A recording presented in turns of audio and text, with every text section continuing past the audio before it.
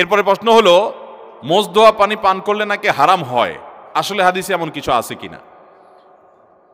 মোজ ধোয়া পানি খেলে বা মোজ লাগলে কোনো কিছু খেতে গেলে সেটা হারাম বলে হয়। হারাম তো পরের কথা, অনেকে বলে মাকরুহ, হারামও হবে না মাকরুহও হবে না। কারণ মোজ যদি থাকে আর পানি যদি আপনি খেতে যান তো একটু আধটু লাগবেই লাগবে, যত ছোট থাকুক একটু হইলেও লাগবে। এখন যদি বলেন যে না আমি লাগাবো না, তাহলে মোজ বড় রাখতে হবে অনেক, এবং সে মোজ কিছু একটা দিয়ে চিমটি দিয়ে ধরে উঠায় ধরে তারপর খাইতে হবে। এছাড়া তো আমি কোনো উপায় দেখি না। কারণ যদি ছোট ছোট মোজ হয়, পানি খাবেন আর লাগবে না, তাহলে ঠোঁট ধরে উঠে রাখতে হবে। তাহলে বোঝা গেল এটা ভুয়া, ভিত্তিহীন কথা। মোজ যদি লেগে যায় ইচ্ছাকৃত, তো মোজ ধোয়া পানি, মোজ ধোয়া খানা, মোজে লাগলে সেটা খাবেন না আপনি। কারণ হলো সেটা তো আর পরিষ্কার করে হওয়ার সময় জীবাণু থাকতে পারে, ধুলাবালি থাকতে পারে। ইচ্ছাকৃত এটা করেও না কেউ, কিন্তু অনিচ্ছাকৃত যেটুকু লেগে যায় এটার কারণে হারাম তো দূরের কথা, মাকরুহ হবে না। এটা ভিত্তিহীন কথা। কথা বুঝাতে পারছি?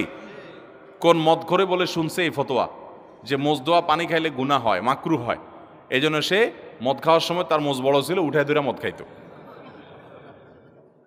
যে মদ খাওয়ার সময় যদি মাকরুহ হয়ে যায় তাহলে আল্লাহ নারাজ হয়ে যাবে, এই জন্য সে মোজ উঠায় নাকি মদ খাইতো। আল্লাহ জানে সত্য না মিথ্যা, ঘটনা শুনছি আমরা অনেক ছোটবেলা থেকে।